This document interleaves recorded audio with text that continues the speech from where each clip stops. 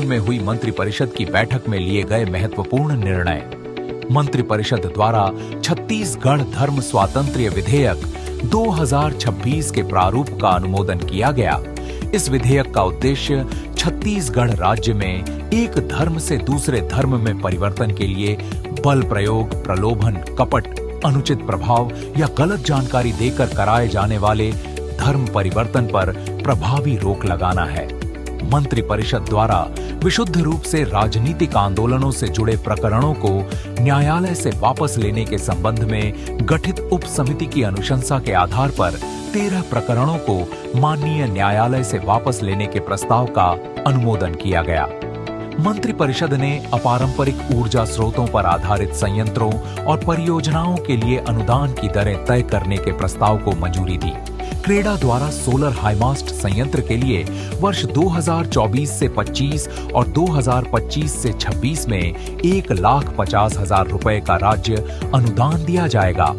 वर्ष 2026 से 27 और आगे निविदा दर का 30% अथवा 1,50,000 रुपए, जो भी कम हो, अनुदान दिया जाएगा।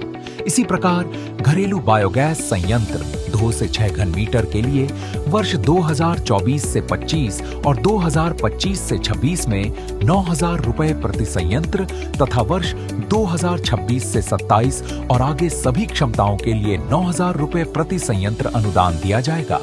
मंत्रिपरिषद द्वारा छत्तीसगढ़ उपकर संशोधन विधेयक 2026 के प्रारूप का अनुमोदन किया गया। इससे पंजीयन पर लगने वाला अतिरिक्त उपकर शुल्क समाप्त हो जाएगा।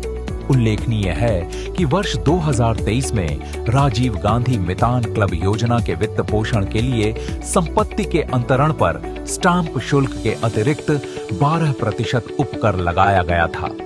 वर्तमान में यह योजना संचालित नहीं है, इसलिए इस उपकर को समाप्त करने का निर्णय लिया गया है। मंत्रिपरिषद ने छत्तीसगढ़ नगर तथा ग्राम निवेश संशोधन विधेयक 2026 के प्रारूप को मंजूरी दी।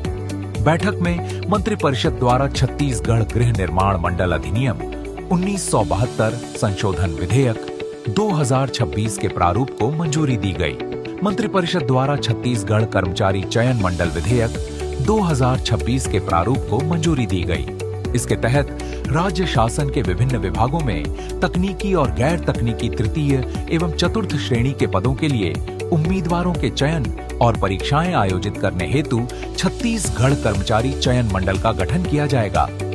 मंत्रिपरिषद ने छत्तीसगढ़ लोक भर्ती एवं व्यावसायिक परीक्षाओं में अनुचित साधनों की रोकथाम विधेयक 2026 के प्रारूप को मंजूरी दी। इसका उद्देश्य परीक्षा प्रणाली में पारदर्शिता, निष्पक्षता और विश्वसनीयता सुनिश्चित करना है। मंत्रिपरिषद द्वारा छत्तीसगढ़ भू राजस्व संहिता 1959 की धारा 40, 50 और 59 में संशोधन के लिए विधेयक 2026 के प्रारूप का अनुमोदन किया गया। मंत्रिपरिषद ने जिला क्रिकेट एसोसिएशन राजनांदगांव को राजकीय संपदा की 5 एकड़ भूमि आवंटित करने का निर्णय लिया है। इस भूमि पर अत्याधुनिक क्रिकेट मैदान और क्रिकेट अकादमी का निर्माण किया जाएगा।